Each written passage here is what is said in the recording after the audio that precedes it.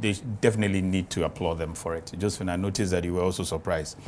So we're going to talk about Josephine Antwi Adjei. She won or was adjudged the Best Maritime Reporter of the Year 2019 for a wonderful story she did on the maritime, on the port and maritime industry. She got about 2 stories filed, and she won an award for Best Reporter in this category. Let's listen to her story quickly and then come back.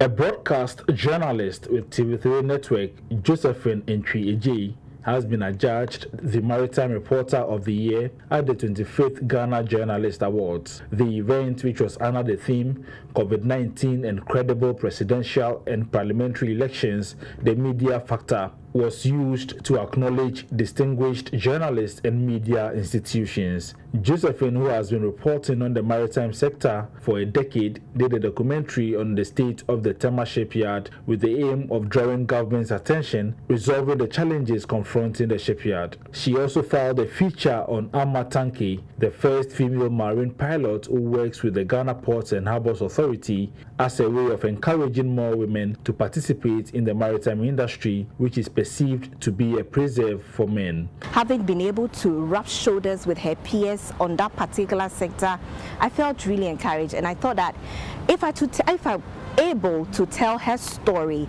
younger ones who are coming up, who have such dreams of becoming like them, the few of the ladies in the regional maritime university who are reading nautical science, and I'm sure that they would like to be like Ama Tanki one day. So with me telling her story, it will motivate them to go higher. She asked that women in the maritime industry be given the opportunity to take up leadership roles so they could contribute their best to the development of the maritime industry. It is about time that we allow the women to achieve some form of leadership. They should take up leadership positions. They should allow the women to also rub shoulders with the men, because telling you, I'm sure we have competent women who are in this industry. Josephine Antwi Adjei also encouraged journalists who report in the maritime sector to take keen interest in researching on the real issues that can develop the maritime industry. It's about time they do a lot more research. They should spend time, work hard, follow the real issues, bring it out. And if you are able to do this, you will be recognized. Okay, so pretty shortly, we're going to engage Nana Dr. Danka also on the industry as well as commercial space of this country. We'll be looking at the ins and outs. And also, he's just exited as the immediate past president of the Ghana National Chamber of Commerce. We'll get into his roles there and the successes that he's chalked and all of that. But for now, the light or the spotlight is on Josephine Antwi Adjei. Joe, good to see you. Good to see you too. Congratulations, a big congratulations to you. Thank you so much. You've been doing this job for quite some time now. Always admire the way you go about your work and reporting, chasing your stories and pushing for the hard interviews and all of that. Which of the stories won you this award though? Okay, so it was basically 2. One was a documentary on the Tema PSC shipyard. Okay. And then the second one was a feature on Ama Tanki. Okay, who is she? Ama Tanki is an employee of Ghana Ports and Harbours Authority. Okay. She is Ghana's first female marine pilot. Okay. So I discovered her, and I had a discussion with her, and I realized the work that she's doing, she stands out so well. So I decided to go to Takoradi, watch how she does her job, and also tell her story to the world, because Ama Tanki's work, she wakes up in the morning and she's through and through with the men. In whatever field, from start to finish, she's with the men.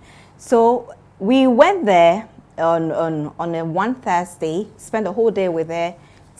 She took us through the processes as to what she does and how she's able to end her day. And it was brilliant, because I thought that I need to tell her story for younger ones to get to know who Ama Tanki is, and also appreciate her work. Being the only female marine pilot, I think her work is something that needs to be appreciated. Yeah, and ever since airing that story, and I remember that we also played the story, aside you airing it on TV3, we played it on Iron Port as well. Ever since you aired that story, has something changed for Ama?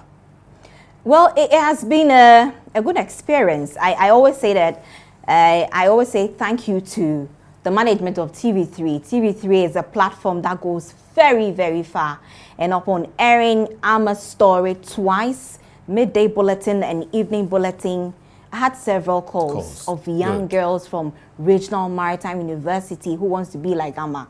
So quickly, I linked them up to Ama for Ama to come up with something to mentor some of these girls so that they can do something. Aside that, there were a few other international calls who were also so appreciative, because for a woman to be doing such an awesome work in the sub-region, it was great for them to also network, come together, and also build upon it. Okay. Apart from that story, is there any other that you filed? Yes, it was the Tema PSC shipyard. Okay, what about that? Well, the PSC shipyard, Sammy, you know, this is a company that has been there for a very long time. It's a company that I'm touched to always tell their story, because I have one of my siblings who used to work there. I used to visit there. I knew how it was, the state of the PSC shipyard and now. So what I planned doing, or what I thought of doing, was to throw the spotlight on PSC shipyard, their challenges, which have been left unattended to for several years, even though there have been a few interventions with a few equipment and here and there. I told the story in a 23-minute documentary for government to see the current state of the Tema PSC shipyard and how they can fast-track, get investors to come on board and put the whole PSC shipyard into a good shape. Because, you know, the PSC shipyard is a national asset. It is a repair facility, you know, in the sub-region. Ghana and Nkrumah built it for a reason, that is going to be a facility that will repair most of the vessels that come to the port. But because of its current state, they are not able to do at maximum capacity, which is also affecting them. And the biggest worry is now competition is catching up fast on them, because there are few other shipyards that are coming up. Benin, so close to us, Benin even has one.